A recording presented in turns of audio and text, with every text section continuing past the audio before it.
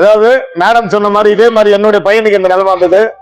அவன் வந்து பைக்கா நேஷனல்ஸ் போகும்போது எங்க மாமனார் இறந்துட்டார். ரயில்வே ஸ்டேஷன் போயிட்டோம். எங்க மாமனார் போறதுக்கு முன்னாடி எங்க பையன் 2 பேருமே பார்க்க மாட்டேன்னு நினைச்சாரு, இறந்துட்டார். என் பையன் மட்டும் பிக்கப் பண்ணினா மற்ற பஸ்ல ட்ரெயின் ஏற்றி அமிச்சோம். அதே சமயத்துல அறிவொளி வராரு, நான் பாத்துக்கிறேன் நீ போய் கிளாஸ் எடுறான்னு சொல்லி அமிச்சேன். ஏன்னா என்னோட சொந்த தங்கச்சி கல்யாணத்துக்கு கூட போவோம், நான் கிளாஸ் எடுத்திருக்கேன்.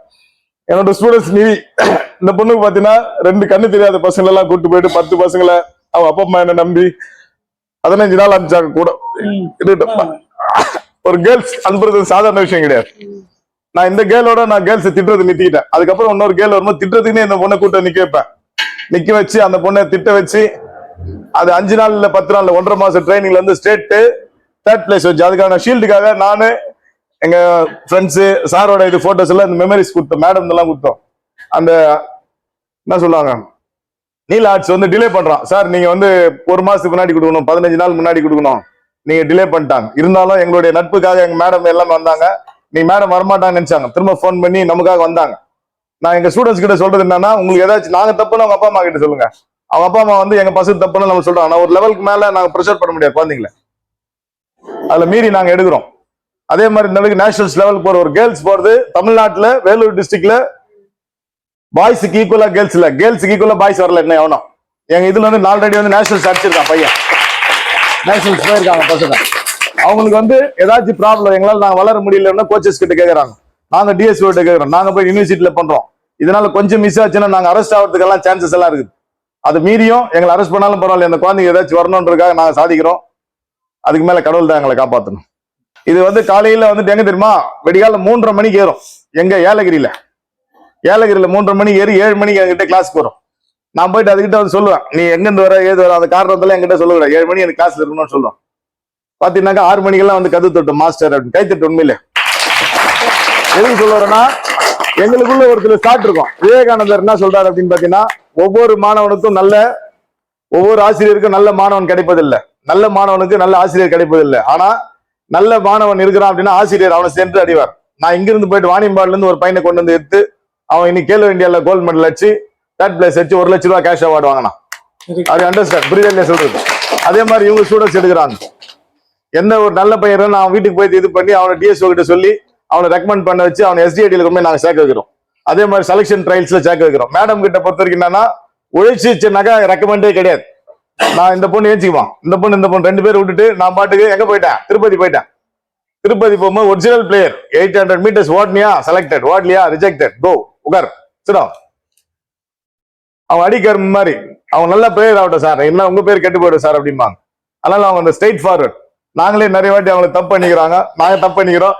நைட்ல பேசிட்டு மறுநாள் காலையில மேடம் சாரி மேடம், அது அப்பயே மறந்துடுவாங்க. இப்ப சக்திவேல் சார் பேசும்போது நீங்க பாத்தீங்க, அவரோட உள்ள எவ்வளவு குமுறல்கள் இருந்ததோ அது வெளியே வந்தது. அதனோட வலிக்கு வந்துட்டு ஈக்குவல் எதுவுமே பண்ண முடியாது. அது அவ்வளவு வந்துட்டு இந்த ஜென்மத்துல நம்ம செய்த புண்ணியம்னு நீங்க நினைச்சுக்க வேண்டியதுதான் இந்த மாதிரி பர்சன்ஸ் எல்லாம் கிடைக்கிறதுக்கு. மேடத்தோட எண்ணங்கள் வந்துட்டு அவுட்ஸ்டாண்டிங். இப்ப கொதிச்சுக்கிட்டு இருக்கு, வெள்ளூர் டிஸ்ட்ரிக்டோட பொசிஷன் ரொம்ப பின்னாடி இருக்கணும்னு சொல்லிட்டு அதுக்கு என்ன பண்ணணும்ன்றது வழிமுறைகளை கண்டிப்பா அவங்க ஃபைண்ட் அவுட் பண்ணிட்டு இருப்பாங்க. அதுக்கு தகுந்த மாதிரி நம்ம ஸ்டூடெண்ட்ஸுங்களோ பேரண்ட்ஸுங்க எஸ்பெஷலி அவங்க சப்போர்ட் இல்லாம நமக்கு முன்னாடி வர முடியாது. ஒரு நம்பிக்கையா ஒரு இடத்துல அனுப்புறோம்னா அவங்க நம்பணும். எதிரில் இருக்கக்கூடிய பர்சன்ஸ் வந்து நம்பி அவங்களுக்கு வந்து குழந்தைங்களை ஒப்படைச்சிங்களா, எப்பவுமே ஒரு மாஸ்டர் கோச்சோ வந்துட்டு தவறான வழிகளில் ஈடுபடுறதுக்கான வாய்ப்புகளே கிடையாது. நான் ஃபைட் பண்ணிட்டு இருக்கேன் அந்த மாதிரி விஷயங்கள்ல. இப்போ இந்த சிலம்பம் இந்த மார்ஷல் ஆர்ட்ஸ் எல்லாம் இந்த ஸ்கூல்ல கொடுத்துருக்கும் போது வந்துட்டு விமன்ஸ் மட்டும்தான் கோச்சிங் பண்ணணுன்ற ஒரு விஷயத்த சொல்லியிருக்காங்க. நான் மினிஸ்டர் பார்த்துட்டு வந்துட்டு இருக்கேன். இந்த விஷயத்த அங்கேயும் சொல்லியிருக்கேன். ஒரு ஆசிரியரா ஒரு மாஸ்டரா வந்துட்டு என்ன செய்யணுமோ அது கண்டிப்பா அவங்க செய்வாங்க. உங்க பிள்ளைங்களை நம்பி தாராளமா அனுப்பலாம்ன்ற ஒரு விஷயத்த சொல்லியிருக்கேன். சக்திவேல் சாரோட சொல்லவே தேவை கிடையாது. வாழ்த்துக்கள். ரொம்ப சிறப்பான நிகழ்ச்சிகள் நடத்திட்டு இருக்காரு. அவரோட எண்ணங்கள்ல கொஞ்சம் வெளிப்படையா வந்துட்டு வரத்துக்கான முயற்சிகள்ல கண்டிப்பா மேடம் சப்போர்ட்டா இருக்காங்க. அதுக்கும் தேங்க்ஸ் டு மேம். அதே மாதிரி ஜெயாசினி அவங்க பாத்தீங்கன்னா 1.5 மாசம் தான் வந்தாங்க ட்ரைனிங்ஸ். அவங்க மேட்ச் போறது போய் அவங்க பாட்டி இறந்துட்டாங்க. பாட்டி இறந்தோட அவங்க அம்மா வந்து எனக்கு ஃபோன் பண்ணாங்க, எப்படி சார் அப்படின்னு போது நான் சொன்னேன், அவங்க ஒரு ஜென்ரேஷன் போயிட்டாங்க மேடம், அடுத்து நீங்க யோசிக்கிறா. அவங்க பாட்டியோட ஒரு நாள் முன்னாடி அந்த ஈம கடங்கெல்லாம் முடிச்சுட்டு வந்து அந்த மேட்ச்ல அவங்க பாட்டி கண்டி இறக்கல அப்படின்னாலே இந்த மாதிரி ஃபர்ஸ்ட் வரதுக்கான சான்சஸ் நிறைய இருந்தது. மென்டலி டிஸ்டர்ப் ஆனாலும் அதை வந்து அதை ரெக்கவர் பண்ணிட்டாங்க. அதுக்காகவே உண்மையிலே வந்து நாங்க தேங்க்ஸ் சொல்லிக்கலாம். புரியுதா இல்லையா நான் சொல்றது? அதே மாதிரி ஞானப்பிரியா அது பாத்தீங்கன்னா அடிக்கடி சிக்காயிடும். பட் சிக்காயிட்டு இந்த மாஸ்டர் சொல்லவே சொல்லாது. அது கூட இருக்கிற பசங்க டச் பண்ணி பார்த்துட்டு மாஸ்டர் ஞானப்பிரியாவுக்கு வந்து ஏதோ உடம்புல கொதிக்குது அப்படின்னு. கொதிக்குதுனாக்கா அவர் டாக்டர் கை வைக்க கூட விடாது. ஒரு டாக்டர் வந்து கை வந்துச்சு, அவர் அடிக்கிட்டு போகுது தமால். அவர் உடனே கூப்பிடுறாரு. அவர் யார் பார்த்து கோச்சர் அவர் கூப்பிட்டு இது பண்ணா அவர் தூக்கி உட்கார வச்சார். அந்த மாதிரி அவங்க வீட்டுக்காரர் வந்து இதுக்கு அடிப்பட்டு கூட என்ன வந்து ஒரு வார்த்தை கூட கேட்கல. எங்க அவருக்கு ஒரு கை தட்டுங்க.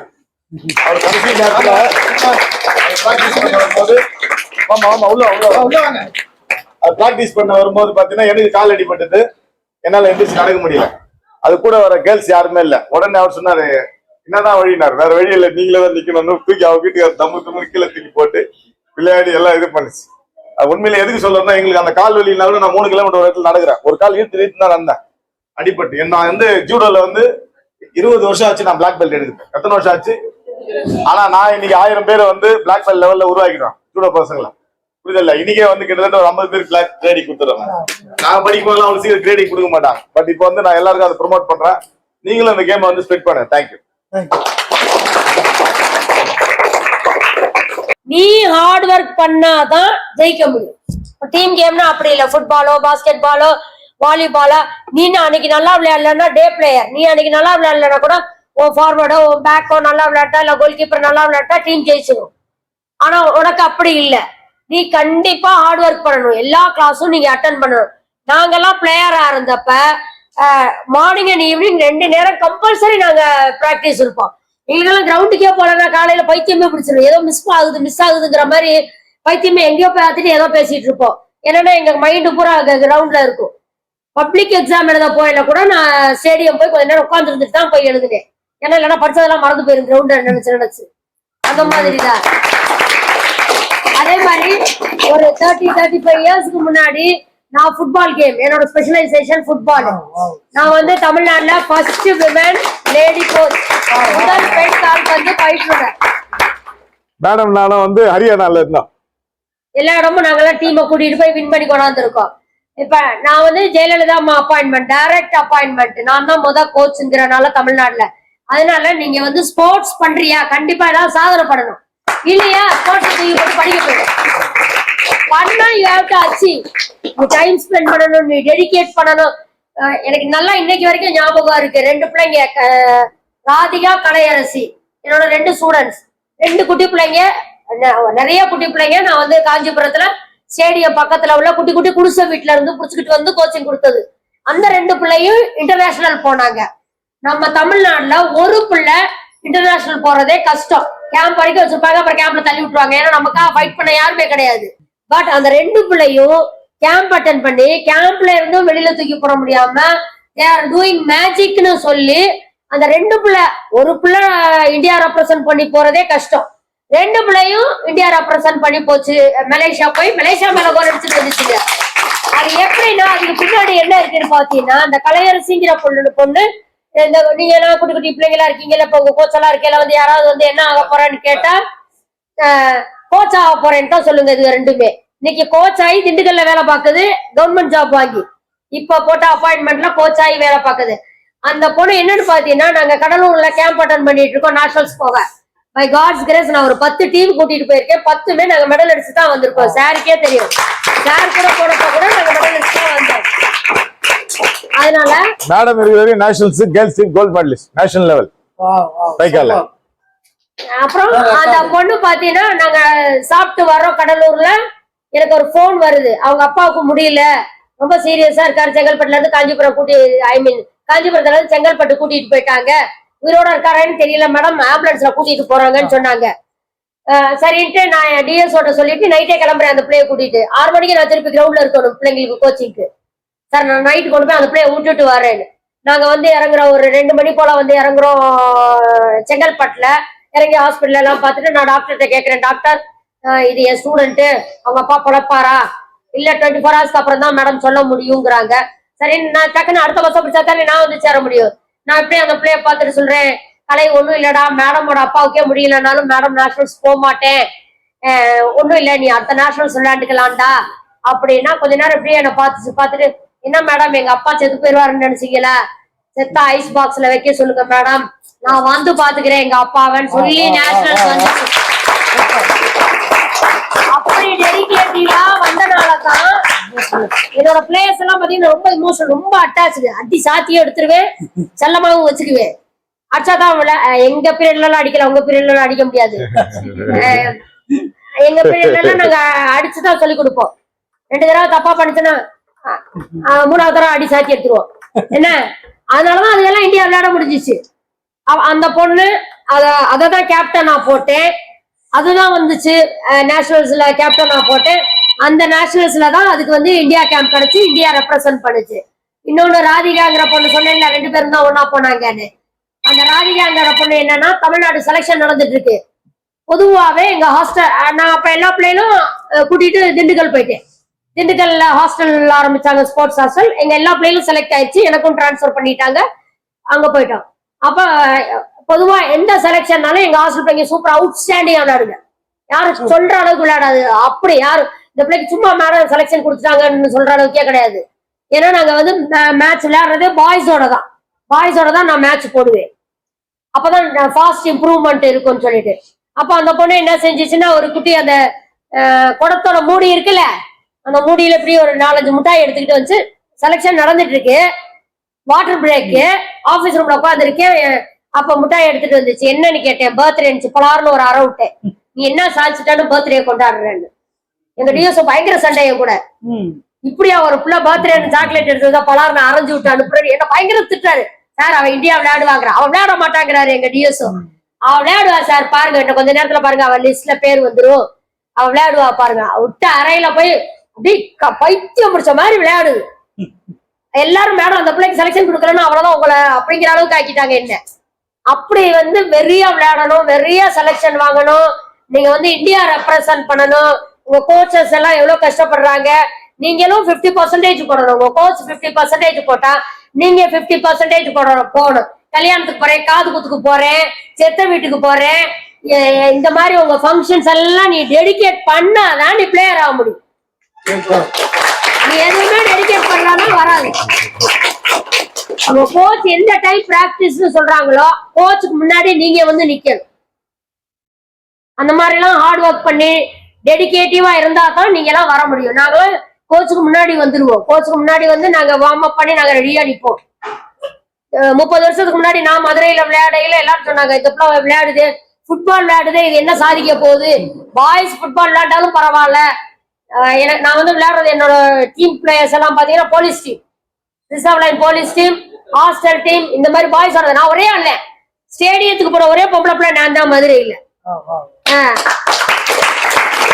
இன்னைக்கு பை காட்ஸ் கிரேஸ் நான் தான் நல்லா இருக்கேன். அதனால நீங்க உங்களுக்கு நல்ல ஃபியூச்சர் இருக்கு. இப்ப எல்லாம் பயங்கர எக்ஸ்போஷர் பாருங்க, உங்களுக்கு ஹை கேஷ் இன்சென்டிவ்ஸ் கொடுக்குறாங்க.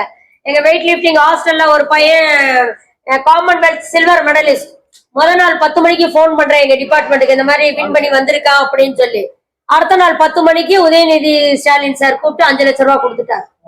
முதல் நாள் 10 மணிக்கு தான் போன் பண்றேன், அடுத்த நாள் 10 மணிக்கு எங்களை அங்க வர சொல்லி காசு 5 lakhs கொடுத்துட்டாங்க அந்த பையனுக்கு. அதனால உங்களுக்கு ஹை இன்சென்டிவ் கேஷ் எல்லாம் அமௌண்ட் எல்லாம் வருது. நீங்க நல்லா பிராக்டிஸ் பண்ணணும், பிராக்டிஸ் பண்ணி நீங்க வின் பண்ணணும். கேம்ப் எல்லாம் இப்ப எல்லாம் சம்மர் வருது, சம்மர் எல்லாம் வேஸ்ட் ஆக்கிறாதீங்க. சம்மர் கோச்சிங் கேம்ப் எல்லாம் நீங்க நல்லா விளையாடுங்க, நல்லா பிராக்டிஸ் பண்ணுங்க. அப்புறம் ஸ்கூல் டேஸ்லயும் கண்டிப்பா நீங்க ஒரு டைமாவது பிராக்டிஸ் பண்ணணும். எப்ப கோச்சஸ் வராங்களோ அப்பெல்லாம் நீங்க ஹார்ட் ஒர்க் பண்ணி பிராக்டிஸ் பண்ணீங்கன்னா கண்டிப்பா நீங்க எல்லாம் ஹை லெவலுக்கு வரலாம். இப்ப 3% வந்திருக்கு பாத்தீங்களா. இப்ப ஒரு ஆபீஸ்ல ஒரு 100 பேர் வேலைக்கு எடுக்கிறாங்கன்னா 3 பேர் அதுல வந்து பிளேயரா இருந்தே ஆகணும், கம்பல்சரி இருந்தாலும்.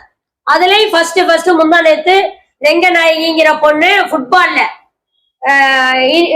இன்கம் டாக்ஸ்ல வந்து வேலை கிடைச்சிருக்கு. ஃபர்ஸ்ட் ஃபுட்பால் பிளேயர் இன்கம் டாக்ஸ்ல கிடைக்கிறது. மற்றபடி போலீஸ் எல்லாத்துலயும் இருக்காங்க. போலீஸ்ல எல்லாம் போலீஸ் செலக்ஷன்ல போய் அட்டன் பண்ணி அந்த ட்ரைனிங் முடிச்சா அப்படிதான் போகணும். இந்த பொண்ணுக்கு அப்படி கிடையாது, ஸ்ட்ரைட்டா ஆடுறே கையில. கவர்மெண்ட் 40,000க்கு மேல சம்பளம் ஸ்ட்ரைட்டா. முந்தா நேத்து நீங்க டிவில பார்த்துருந்தா தெரிஞ்சிருக்கும்.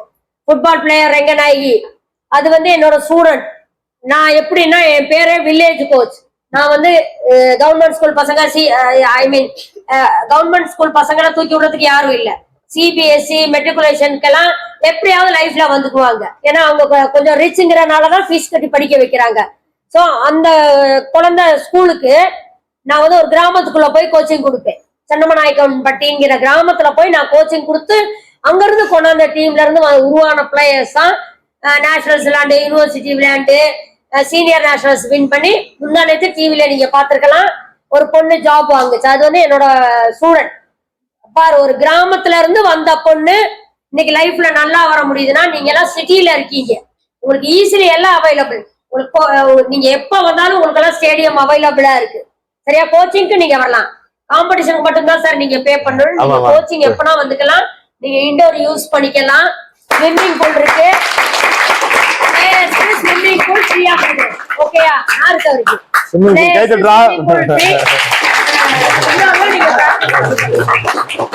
ஓகேயா? All the best. God bless you all. என்னோட ஸ்டூடெண்ட் எங்க இருப்பாமா? வா சார், வேணா அவருக்கு சால் வாமா வாமா. பிரியா வந்து கேலோ இந்தியாவோட 7th பொசிஷன் வந்தாங்க. இப்போ வந்து 3rd பிளேஸ் வந்திருக்காங்க. நெக்ஸ்ட் யார் மது? நான் ஸ்டேட் கவர்மெண்ட் ஸ்கூல்ல இருந்து தொடர்ந்து ஒரு 5 தடவை வந்து ஸ்டேட் லெவல் விளையாடி இருக்காங்க. இப்போ வந்து திருவள்ளூர் யூனிவர்சிட்டி படிக்கிறாங்க. ஸ்டூடெண்ட்ஸ்க்கு வந்து வாலண்டியரா ஒர்க் பண்ணாங்க. யார்? ஆமா, சுபஸ்ரீ வாமா.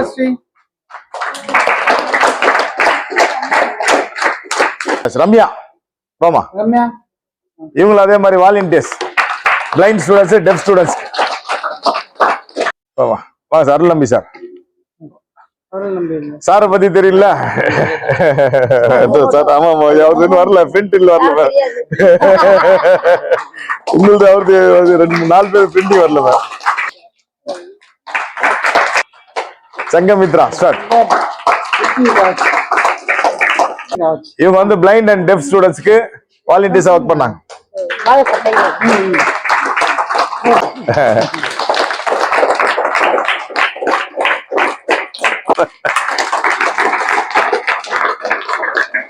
சமூக சேவகர்.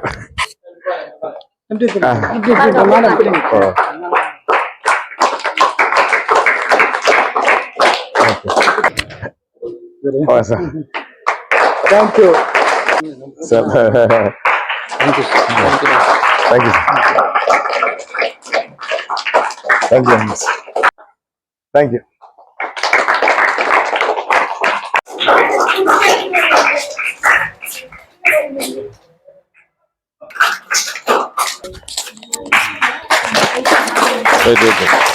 இவர் வந்து வெள்ளூர் டிஸ்ட்ரிக்ட் ஜூடோ அசோசியேஷனுடைய ஜாயிண்ட் செக்ரட்டரி. நான் கோச்சு. அதாவது ஒரு ஜெனரேஷனுக்கு அப்புறம் அடுத்த ஜெனரேஷன் எடுத்துட்டு போனோம் நம்ம பசங்களை. ஒரு பிளைண்ட் ஸ்டூடெண்ட்ஸ், டெம் அண்ட் டெஃப்க்கு வந்து ஃப்ரீ ஆஃப் காஸ்ட்ல கோச்சிங் கொடுத்து அவங்களை வந்து கிட்டத்தட்ட 3 மாசம் ட்ரெயின் பண்ணி அவளை இது பண்ணார். தேங்க்யூ. அதே மாதிரி உமன் கோச் வாமா நிவேதிதா.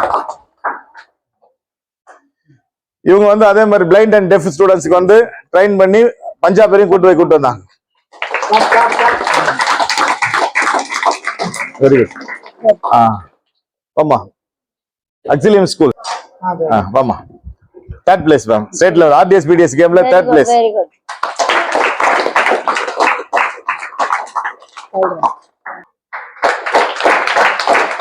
அண்டர் 17 இல்ல